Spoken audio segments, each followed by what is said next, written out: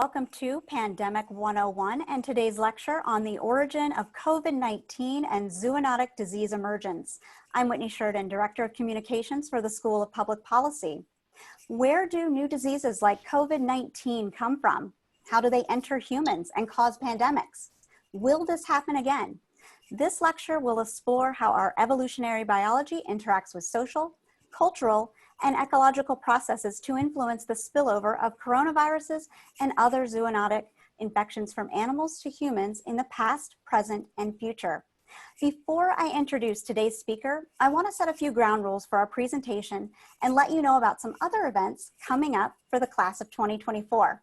We're going to leave time for questions at the end of the lecture, but feel free to type your questions in the Q&A box anytime throughout today's presentation. I'm going to be collecting them and reading them at the end of today's lecture. If you have any questions about your next steps as an admitted student in the College of the Liberal Arts, reach out to our recruitment coordinator, Chantel Hartley, at 814-865-7141 or cuharley@psu.edu. You can also visit la.psu.edu/prospective students to schedule a 30-minute virtual meeting with Chantel. Also, don't forget about the university webinars for the class of 2024 that are happening this week and next week. Tomorrow at 3:30, Marie Hardin, Dean of the Belisario College of Communications, is going to be discussing the strength of the Penn State community. For details, visit classof2024.psu.edu.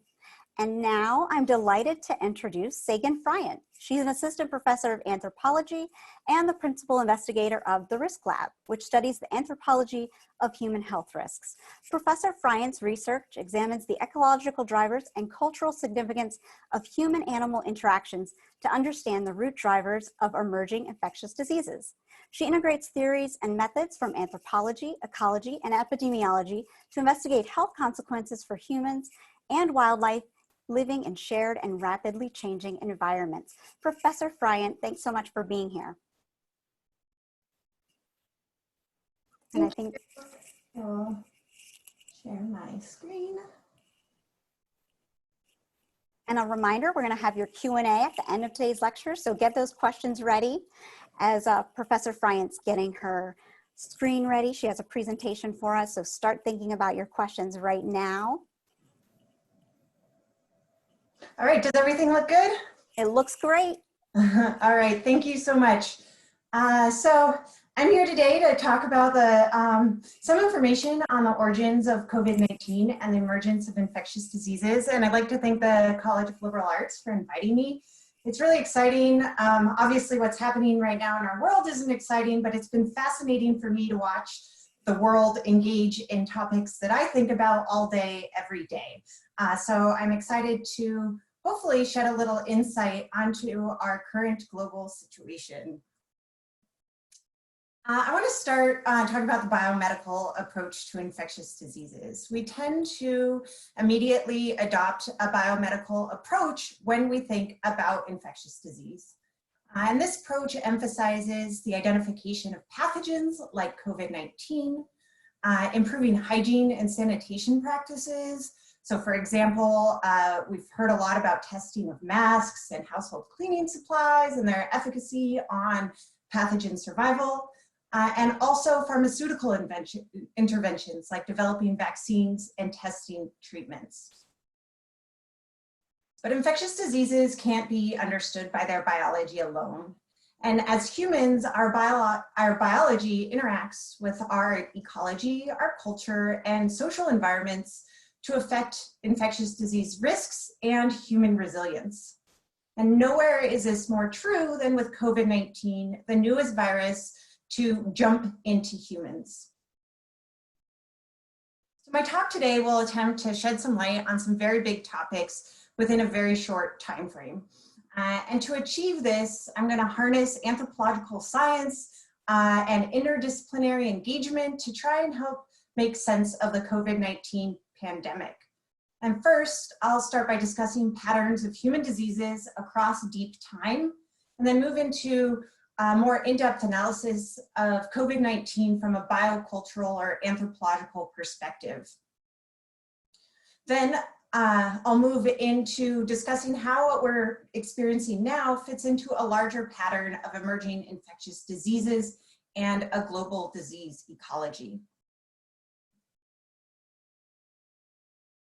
So we also tend to think of human diseases as something that are intrinsic to humans, which often creates confusions and can lead to conspiracy when we see something new and wonder where it came from. And one way to think about this is by investigating the proximate origins of a disease. So for coronavirus, we know that the first patient developed symptoms on December 8th, but that the probable emergence of the virus happened sometime in late November or early December. And then around December 31st, or on December 31st, the WHO was alerted of a severe pneumonia that we didn't exactly know what it was yet, but we knew it was linked to markets in China and that it was novel, and in the emerging infectious disease world, that alerted cause for concern. And then in early January, there was identification of the novel coronavirus as what we now refer to as COVID-19 or SARS-CoV-2. And around mid-January, the first cases were seen outside of China. Then around mid-March, a pandemic was declared and Penn State and other university campuses went remote, and we started living in a new world full of social distancing and new regulations. And today we're approaching 5 million cases globally. But to me, this timeline can be deeply unsatisfying because it doesn't answer what happened before December 8th that led us to this point in time and that brought us here, and what our future holds in store. Alternatively, we can adopt a biocultural approach with a deep time perspective, and these are two of the defining components of anthropology. So instead of looking solely at the causative agents of disease or their associated pathology, the biocultural approach attempts to understand how our culture and environments interact with human biology to affect our risks and resilience for infectious disease. And we gain a deep richness in this approach by looking across evolutionary time. So for example, anthropologists will often distinguish between two different types of pathogens. First being an heirloom pathogen, or one that shares a long coevolutionary history with our hosts. So example, pinworm shown on the left might be familiar to some of us. About 1 of every 3 children gets these small worms, and they don't cause much disease, but they're transmitted by contact with dirty soil and affect people globally. This image in the middle shows that the diversification of hookworm, or of pinworm on the left, parallels the diversification of primate hosts on the right, showing that when primate species diverge across deep evolutionary time, they're bringing their pinworms with them as heirlooms of their past.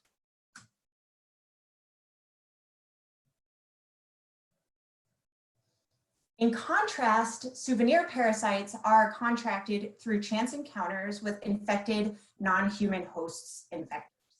So historically, these species jumps have been associated with major shifts in human culture or ecological change that have facilitated the jump of a parasite or pathogen from a non-human host to a human host.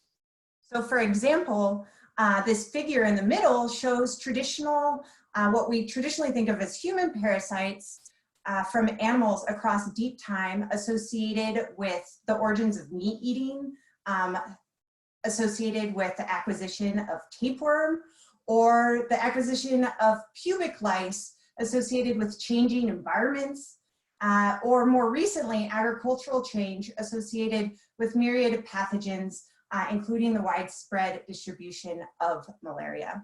And this time prior to the origins of agriculture, we often refer to as the Paleolithic baseline.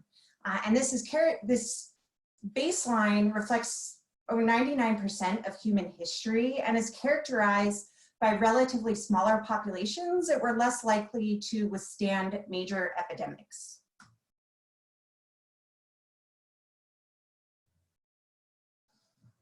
The origins of agriculture happened around 10,000 years ago and mark a shift away from hunter-gatherer lifestyles into agriculture and farming. And this is associated with the rise of infectious diseases. And this is accompanied by changes in our subsistence practices that brought us into closer contact with animals and their infectious diseases, as well as changes in settlement patterns like increased population density that allowed for sustained epidemics. And all of this was happening in cities where our social organization was changing, and we see increased social stratification with disproportionate risk in different subsets of society. And together, this allowed for larger scale epidemics such as multiple plagues throughout human history, but these reoccurring themes are apparent throughout these different epidemics. In contrast, the Industrial Revolution marks a long-term shift in mortality and disease patterns whereby epidemics of infection are gradually displaced by what we call man-made diseases. And these are degenerative diseases like cardiovascular and respiratory disease and include cancer and other social issues, including substance abuse and violence. And again, these changes are associated with dramatic changes in our subsistence and our settlement patterns with increased population density, again, and social inequalities that contribute to higher morbidity and mortality in populations with low socioeconomic status. Then post-World War II, we thought we had defeated infectious diseases. We improved public hygiene and sanitation. We had antimicrobial treatments for bacterial diseases, and we were developing effective vaccines against viruses that had plagued humanity before. But we couldn't have been further off, as we all know, sitting from our homes during the COVID-19 era. The emergence of a series of novel diseases in the 1970s and 80s really brought infectious diseases back on the political agenda. And this occurred with the emergence of some new diseases like Legionnaire's disease, which emerged out of air conditioning units in Philadelphia. Later it was found that it had been around a while, but that was the first time that we recognized it. Toxic shock coming from bacterial toxins, and this all culminating with the global spread of HIV/AIDS. This was followed by raising global concerns over the rise of starting to be called newly emerging infectious diseases. And part of this global concern was that we really thought we had it under control, but also because we were seeing diseases that there were no treatment for.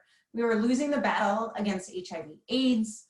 We were seeing diseases that we've never seen before with rapid spread, like SARS, the original SARS, and diseases with mysterious origins, few more mysterious than the South American monkey dramatizing the spread of a hemorrhagic fever virus in Africa, as well as diseases with high case fatality rates like Ebola that had no cure. And today, coronaviruses are just one of what we call emerging infectious diseases. And these are any disease that's increasing in incidence or geographic spread. 60% of emerging infectious diseases are zoonotic, meaning that they originate in animals. And a majority of those originate in wildlife. So this industrial revolution related rise in chronic degenerative man-made diseases, plus increases in emerging and re-emerging infectious diseases creates a worst of both worlds scenario, which is illustrated all too well by the current coronavirus pandemic that disproportionately affects people with pre-existing chronic conditions. And again, these are associated with changes in subsistence patterns that bring humans and their livestock closer to wildlife, rapidly growing human populations, and again, social inequity that patterns who is infected and who dies.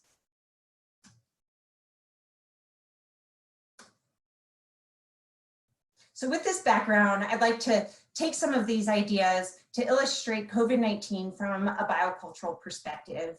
And this is recognizing the important intersections between our biology, our culture, and the environment, and how it's contributed to this pandemic. So coronaviruses are zoonotic, meaning that their natural reservoir hosts are animals, which occasionally can transmit into humans. And COVID-19 is one of several coronaviruses, shown here in red and yellow, that have entered human populations. So the yellow coronaviruses are more mild forms, whereas the red highlighted ones are more severe, and we'll focus on these red ones. And many of these coronaviruses have their origins in bats, but often require an intermediate host before entering humans. So for example, what I'll call SARS Classic entered human populations through civet cats, but still had a bat origin, whereas MERS, Middle Eastern Respiratory Syndrome, entered humans from camels that were infected by bats. Both of these have higher case fatality, so they're more deadly, but they're less transmissible between human hosts compared to the current COVID-19. So there's strong evidence that COVID-19 also originated in bats, but the biggest mystery remains on how it got from bats into people. So researchers overwhelmingly think that this is a wild virus that came from bats and was presumably passed into humans via an intermediate host. And that intermediate host is what people are desperately trying to find. Similar to SARS, which entered humans via civets, and camels that entered humans, or sorry, MERS that entered humans via camels. So this has been the subject of much attention: bats, pangolins, snakes, trying to identify what the natural reservoir of this virus is.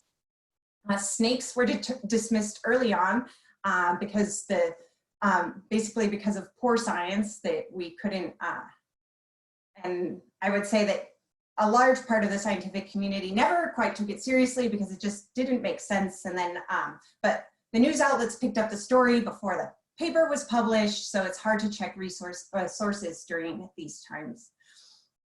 More reputable sources point to bats, with pangolins serving as a possible intermediate host. So pangolins are these weird creatures in the lower right-hand corner of your screen that have become really famous in the past couple of years. First, because they're the most illegally traded wild animal on the planet, and now because they are a putative intermediate host for COVID-19.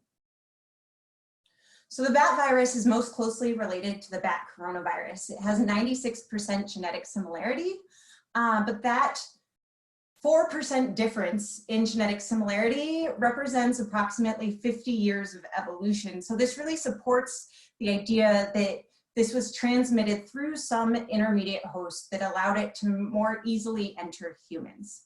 And that's where the pangolin comes in. The pangolin virus has genomic features that suggest that the virus is more transmissible to humans than the bat virus, but still it's too distant.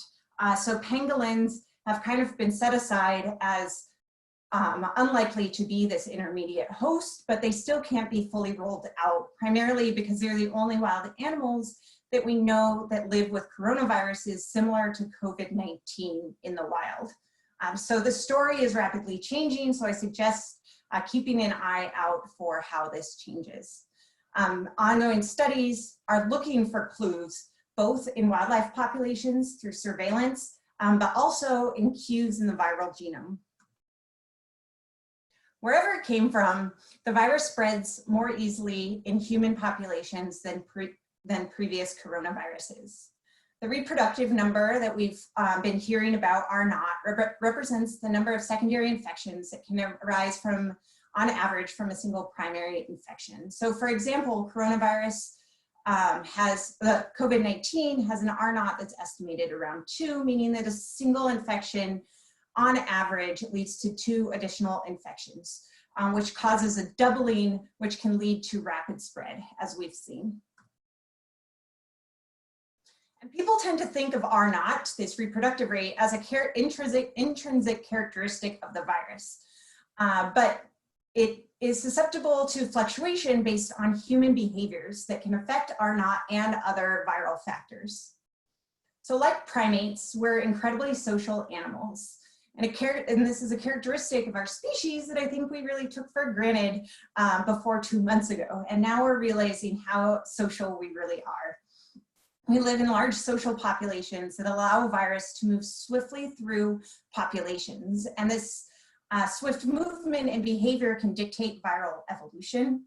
And the probability and mode of transmission and R naught are influenced by population density, human movement, occupational exposures, as well as socioeconomic factors that are correlated with those variables. Case fatality is also influenced by stress, social inequality, and pre-existing conditions that are patterned by socioeconomics. Because like non-human primates, we live in stratified societies where certain members of the society are unequally experience health risks.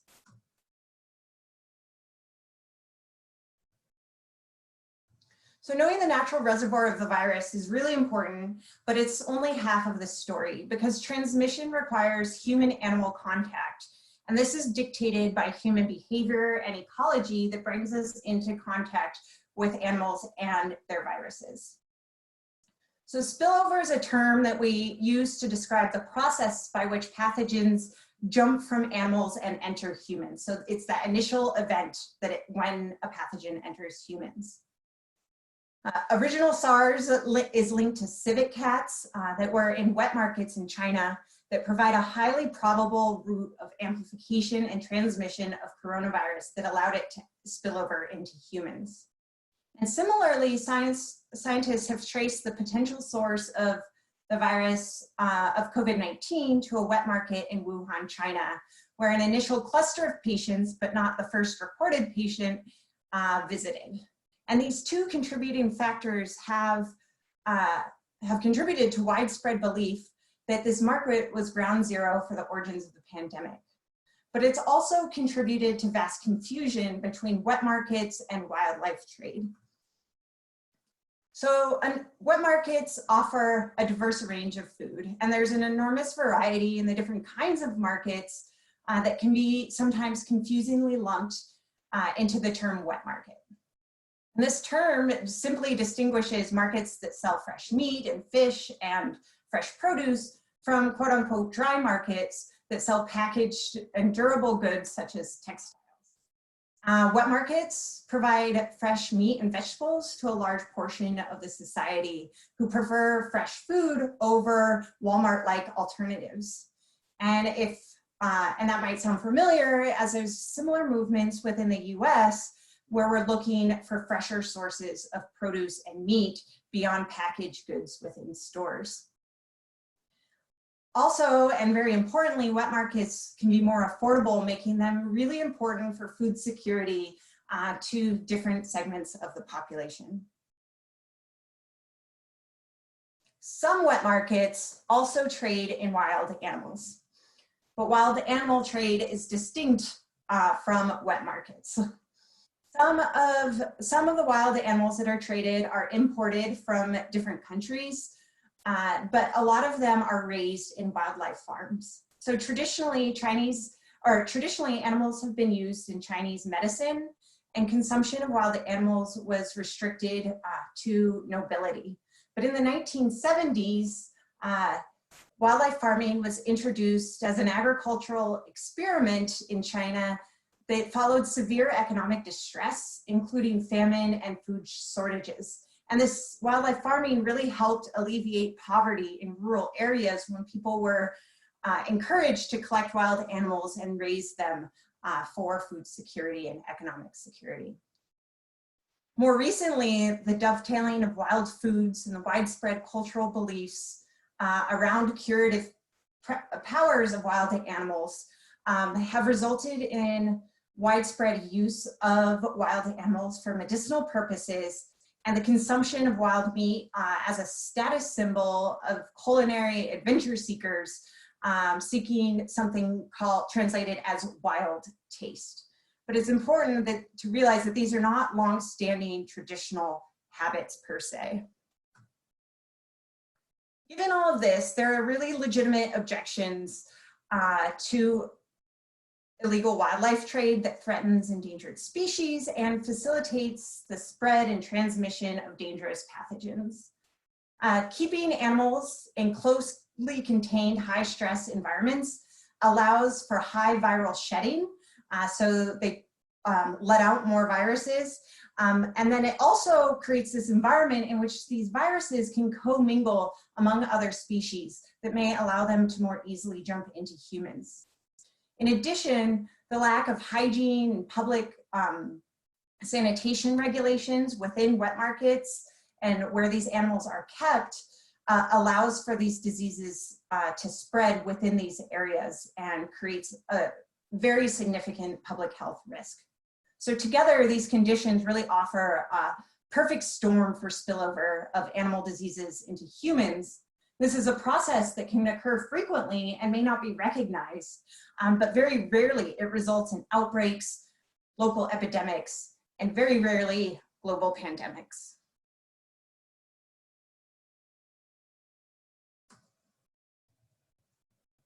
So coronaviruses are one of many diseases that have recently spread into humans from animal hosts, causing localized outbreaks, epidemics, and pandemics. These events are often depicted as these anthropomorphized environments where animals and pathogens are seeking revenge on humans that have invaded their pristine natural habitats. But I think it's really important to recognize that these emergence events are often intimately tied to human behavior and ecology in more complex ways that can have health trade-offs, so health benefits and health risks. So just to provide a few examples of how coronavirus is part of a larger pattern, starting with HIV, which is now considered a human-specific disease, but has zoonotic origins in primates who carry SIV, which is simian immunodeficiency virus.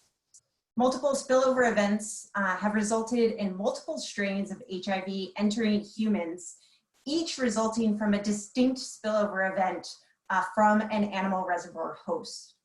And with this group on the left, HIV-1M group, that's the pandemic strain of HIV, which originated from human contact with chimpanzees, but before that, viruses from other monkeys had to recombine within chimpanzees, creating a long, complicated story. But regardless, this spillover is expected or believed to be a consequence of hunting chimpanzees for bushmeat, a behavior that is deeply tied to food and economic insecurity across the tropics. These emergence events are ongoing. So just over the weekend, the last Ebola patient was discharged in DRC, marking the beginning of a countdown to the end of a nearly 2-year-long epidemic. Meanwhile, Lassa fever, a rodent-borne hemorrhagic fever virus, just reached 1,000 cases in Nigeria in this past week. And in this region, Lassa fever outbreaks have become a regular seasonal event. And both of these diseases, again, tend to emerge in rural, poor settings where environments are changing rapidly, bringing humans in frequent contact with bats in the case of Ebola, and most likely, and rodents in the case of Lassa. And in 2014, we saw how rapidly Ebola can spread when it reaches large mobile urban populations. In Southeast Asia and Australia, paramyxoviruses, known as Nipah and Hendra virus, are intimately tied to human behavior and ecology. Both the viruses originate in bats, and in the case of Nipah, they can spill over in bats. They can spill over into humans directly through contaminated palm sap. So this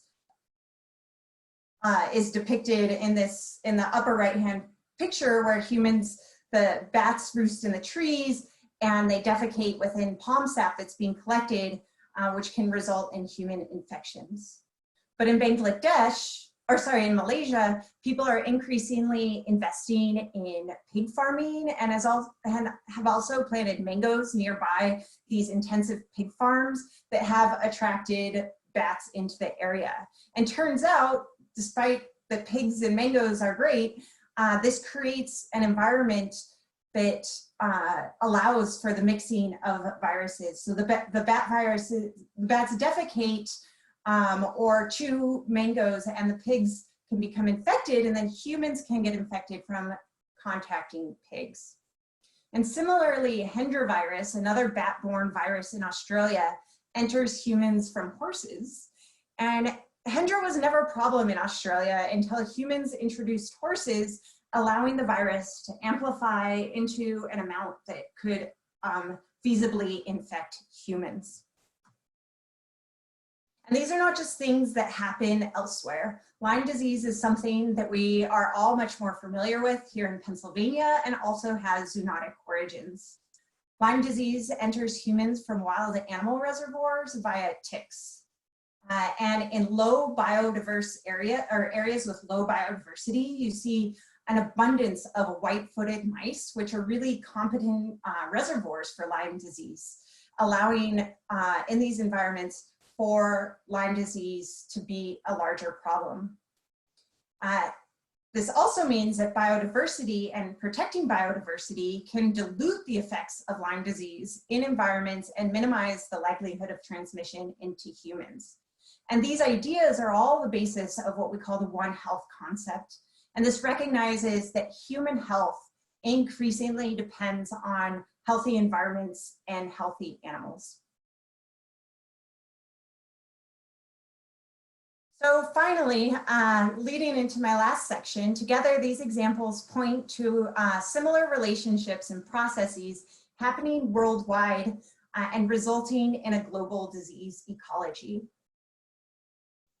Indeed, research suggests that outbreaks, especially those that are of animal origin, such as Ebola, SARS, highly pathogenic avian influenza, and now COVID, are on the rise. And hotspots of these wildlife origin zoonotic diseases tend to occur, they tend globally, but tend to occur in low latitude areas characterized by high biodiversity, high levels of population growth and poverty, rapid levels of land use change, and high levels of human-wildlife contact. And similar to the souvenir pathogens of our past, emerging zoonotic diseases today appear to be hidden consequences of human innovation and associated economic development and social changes. And these diseases are increasingly linked to changes in human behavior in the environment that relate to patterns of subsistence and changing human-animal interfaces that really influence the ability of diseases to spill over that initial event into human populations.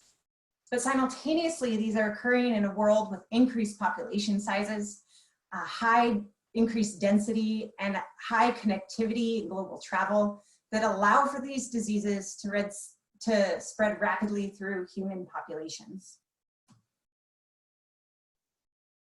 COVID-19 did not occur in a vacuum and can be conceptualized originally as an outbreak, eventually as a pandemic, but also as something we call a syndemic, a synergistic epidemic, where COVID-19 adversely interacts with chronic diseases and is worsened by experience inequities. And furthermore, these connections occur alongside ecological factors that promote such interaction and can worsen the probability of infection and disease. But on the upside, we are also witnessing our ability to harness human innovation and social changes in ways that can help treat COVID-19. Behavior changes have allowed us to flatten the curve and so that we don't overwhelm health systems, despite how socially and economically difficult that has been for everyone. We have saved lives.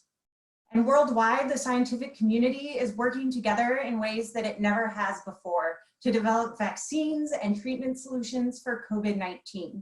And it really inspires hope. But these are vertical solutions and they treat a single disease, COVID-19. they do little to prevent this from happening again with a different disease in a different place.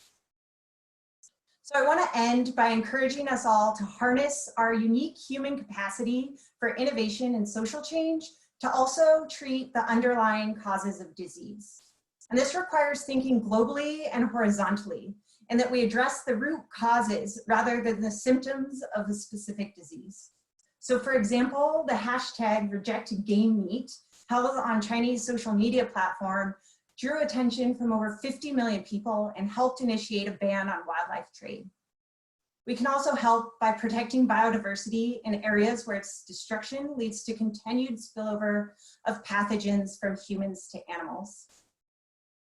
We can strengthen health system capacity globally as well as locally. So when this does occur, we have a better chance of surviving it and not having to go into social distancing. And finally, we can treat underlying conditions like chronic diseases and reduce the inequalities in human populations that heighten the risk of spillover from animals into humans, and also that heighten the risk of disease once those infections reach humans. And so with that, I would again just like to thank everybody who joined today. It's a beautiful day outside, and I'm really thankful for everyone who took the time to join us for this talk, and to the Liberal Arts Department for supporting this lecture series, which I think is really important contribution to coronavirus public health messaging. So you can, I just listed my website and a very new Twitter account that you can follow if you would like more information. Thank you again. Thank you, Professor Friant. I want to encourage you to type your questions in the Q&A box. In fact, we have a couple of questions already. I noticed in one of the slides, there was an infectious disease called African swine fever. Doesn't such naming of diseases lead to stigmatization in much the same way that the current COVID-19 is constantly being referred to as the Chinese virus? Can you respond to that? Yes, you are very correct. And we used to name viruses after where they came from. So Ebola actually came from a river next to a town because they didn't want to stigmatize that town. Lassa fever, it comes from Lassa, Nigeria. So this is a naming practice that has a long history in virology, but more recently, because of the exact concerns that you've pointed out, people have strayed away from naming viruses out of naming viruses after places, and that's why we don't call and should not call the new coronavirus a China virus. Great. We have another, well, we have a lot of compliments here as well, but back to another question. Could COVID-19 have emerged from the viral lab in Wuhan rather than the wet markets? Yeah, so that's a popular one these days. I would say that the scientific evidence and general acceptance of it spilling over from an animal host where there's precedent for this happening is the hypothesis that has the major support. And there is no evidence of it coming from the Wuhan lab except for coincidence and speculation. So it's not to say that that can't happen, but all evidence and parsimony suggest that this came from a wildlife market where this has happened before. And that is where most of the research is geared towards. But again, these wildlife markets were cleaned pretty soon after coronavirus. And so unlike the original SARS, where people were able to go into the markets and find plausible intermediate hosts, we're unable to do that for the current outbreak. So people are left looking in wild animal populations where most of the clues lie. But even then that becomes tricky because it's so widespread globally that now we can reintroduce it back into wild animals. So it gets a little bit tricky, but I think so we may never find the true answer to the story like we did for the original SARS, but I do think that most evidence points to it coming from a wildlife or from wildlife in a wet market. And I think lack of evidence shouldn't really be used for conspiracy, but it's also true that we just don't know at this point, and there are plausible alternative scenarios. And here's someone, it looks like they follow up with that. Will the origin of COVID-19 being from wet markets lead to a shift back towards processed packaged food rather than plastic-free fresh food markets? What's your opinion? Yeah, I mean, that's a tough question. I think, the conservation environmental community is hoping that there's a shift away from wildlife trade. And again, this is where this idea of wet markets and wildlife trade keeps getting confused. So there's a lot of calls to ban wet markets, which I support. I definitely don't think wet markets should be banned.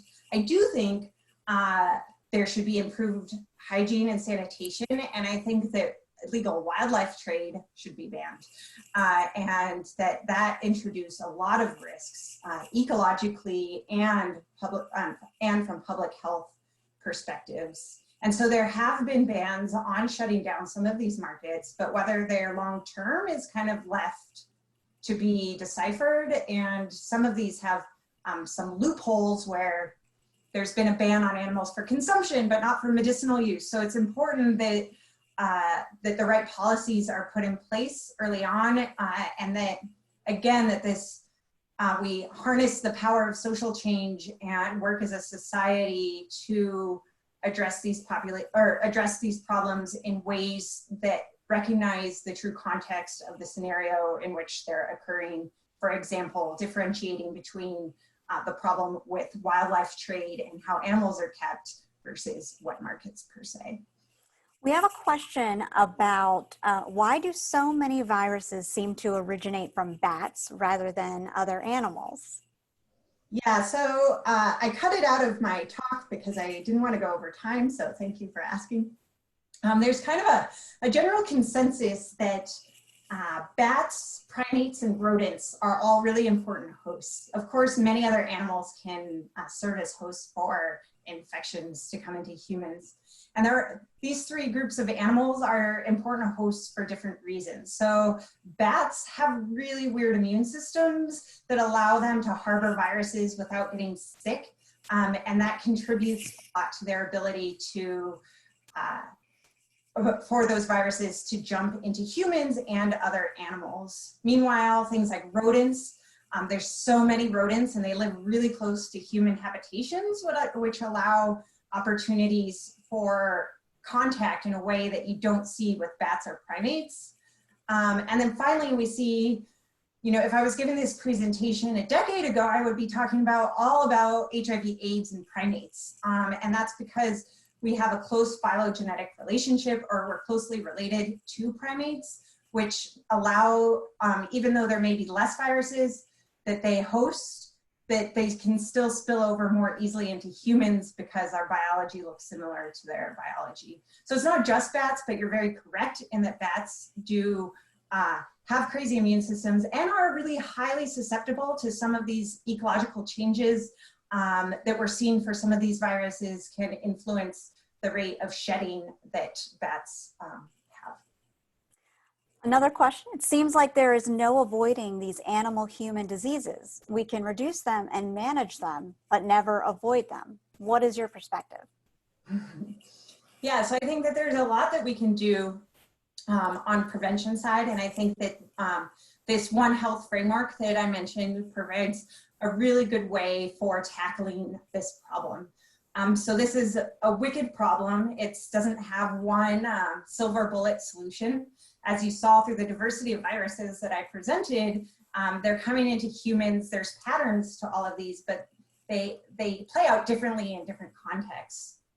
And so this integration of different fields, integrating anthropology with veterinary sciences and virologists to kind of come together to understand this complex systems in which these viruses emerge has been really important to improving our understanding and our ability to prevent some of these diseases. Unfortunately, a lot of the conversations end up in these deep-rooted causes of poverty and inability to feed people who rely on the forests for their environment. So I think that we can work or we can help to reduce some of these globally by trying to intervene at some of these productive intersections between human, animal, and environmental health that can allow us to prevent this from happening. So a lot of this, as we're seeing, a spillover event may happen in a forest in East Africa, but then when it affects somebody sitting in State College, Pennsylvania. So it's really addressing some of those really large issues that are cultivated in some of these environments. Here's an interesting question. Might the concerns with wild cross-species transition exist with meats many in the West find acceptable, such as venison, wild boar, or hunted game? Yeah, so my first question, I study quote unquote bushmeat, which is what we call game meat in West Africa. And so the first question I always ask my students is, how many of you have eaten bushmeat? And I mean, I've eaten all sorts of bushmeat, but venison and other things would be part of that. And so there are diseases that are associated with, I mean, we see like with wild animals and domestic animals in Western populations that can cause some of these diseases, and especially like I showed, even like the example of pigs getting viruses from bats, so they can play these important bridge hosts that allow viruses and other infections to enter humans. So there are potential risks associated, but I showed you that map of hotspots, and just because there's such a larger diversity of animals in these tropical environments and different weather patterns and land use change that is happening at a scale that is much larger than we're seeing now in these tropical forest environments, is why you see a lot of it happening there. But it doesn't mean that it's non-existent and these threats don't exist in wild game. For example, chronic wasting disease is something that we see in deer and has, as far as we know, hasn't entered humans, but I'm not completely convinced that it can't. And here's something similar. Game meat has always been eaten as a source of protein in other non-Western societies. Doesn't a call for banning game meat a form of rejecting other cultural practices as more dangerous than others? Yeah, so this is exactly what my colleagues and participants and community members will say in the field sites I work. I've been doing this, my father's been doing this, and everyone for ages, and everybody's fine. So there's a couple of things that come into play here. And one is that in these environments, people die of unknown causes all the time. So it may not be a problem, or it may not be a recognized problem.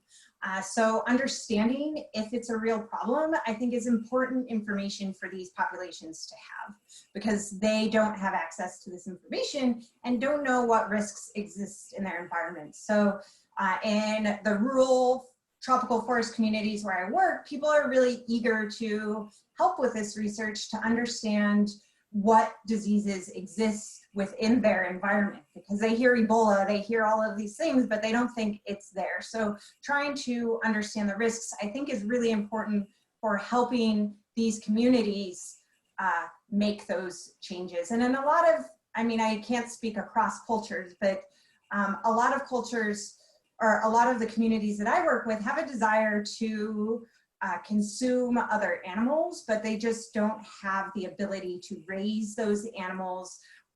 It takes capital to be able to change your subsistence patterns. And so they often look to wild game as a alternative when there's nothing else around, although it is also highly preferred. And a large portion of the problem, I would say, doesn't come from indigenous communities in these forest dwelling environments, because they're in relatively low populations. The problem is the massive harvest that is made for illegal wildlife trade to large urban populations where this is a delicacy or something that you consume to show off.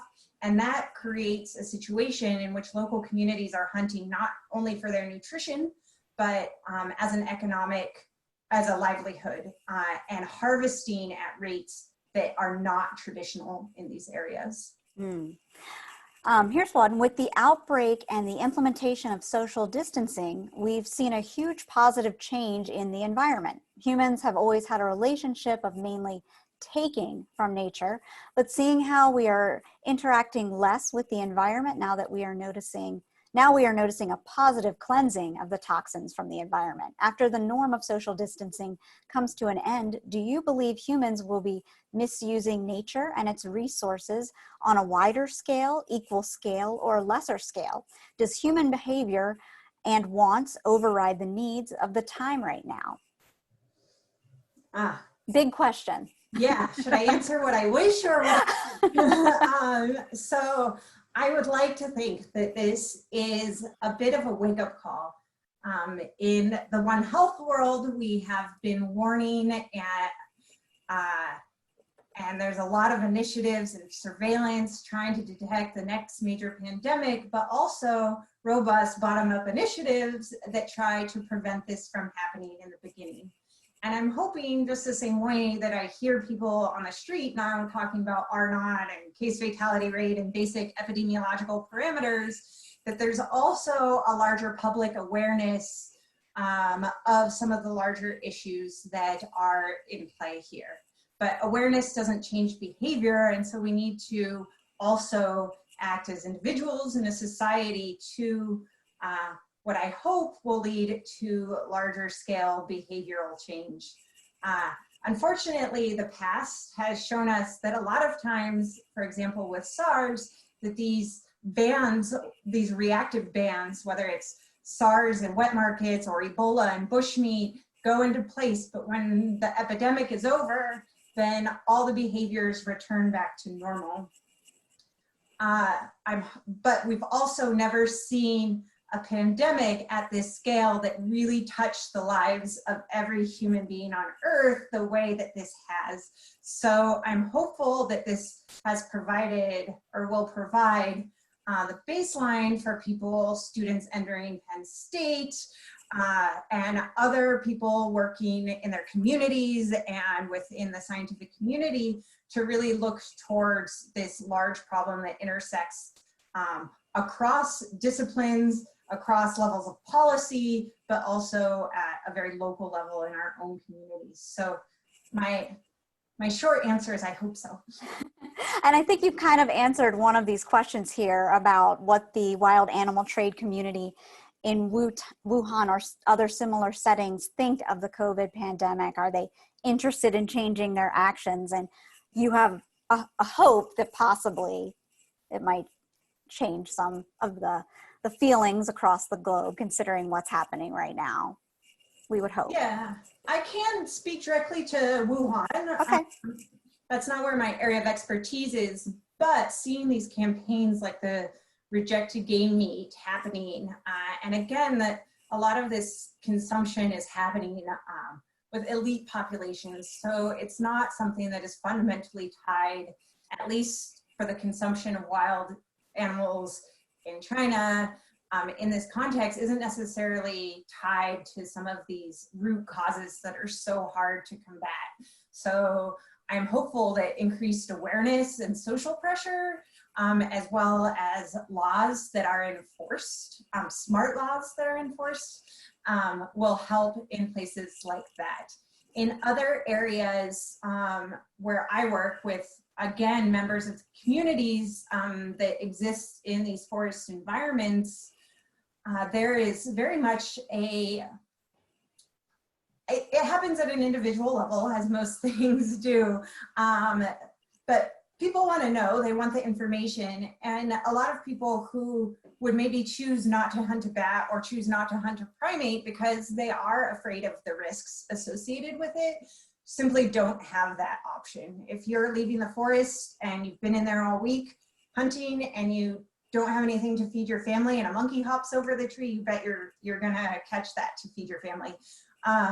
And so, I mean, that the situation isn't that simple, but I think that you do see a larger awareness, but again, in these local populations and in these areas where emergence events are occurring, but awareness doesn't help behavior change. So people really need the tools to change their behaviors. So increasing alternative animal protein sources or economic development that's responsible in a way that also helps protect the environment are really important solutions at the local level that I think people are really, for the interventions that I've implemented in the field, people have been ecstatic and excited and fully engaged in them.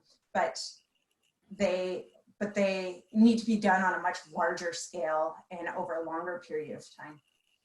All right, I'm gonna finish up with this one question that's a little bit long, so bear with me here. One thing that strikes me is the language of science. And by the language of science, I mean phrasing like the science does not suggest, or the chance of it occurring that way is very slim. That has been fodder for those who do not believe in science to put forth the argument that scientists do not know what they are talking about. How do we as lay people help dismiss the argument that the language of science makes the claim invalid? You've hit on such a critical gap, and that is translating science into public health policy or just science communication. And as scientists, we're trained to use this language, and we're so wrapped up in uncertainty that sometimes we really struggle to make any statements at all because we know that there are other variables at play. It tends to be the people who don't understand those complexities that make the large blanket statements that sound really profound and that are easily used to convince wider populations because, as you said, they're not full of these words. So I think increasing science literacy being one of my most important roles in this epidemic has just been correcting family members and people on social media, and not correcting, but presenting information that is important, that is maybe not being seen, or helping interpret information that's out there.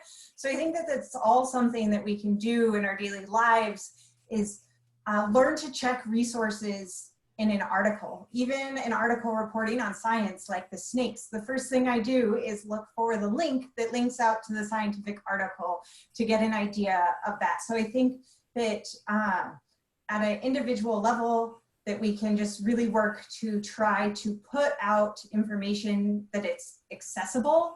And I think that it's you've just identified something that has become very evident to me, and I think a lot of the scientific community, is just how big that gap is that we all have to work as individuals to help improve. Well, what a great question, and all of these great questions. We Yes. appreciate everyone for participating. And I'd like to thank you, Sagen Friant, Assistant Professor of Anthropology, for your presentation on the origin of COVID-19 and a zoonotic disease emergence. We hope you'll join us Thursday at 3 o'clock for Radical Group Politics and COVID-19 with Ray Block, Associate Professor of Political Science and African American Studies. To learn more about the College of the Liberal Arts and to schedule a virtual meeting with our recruitment coordinator, visit la.psu.edu/prospective students. I'm Whitney Sheridan. Thank you so much for watching and have a great day.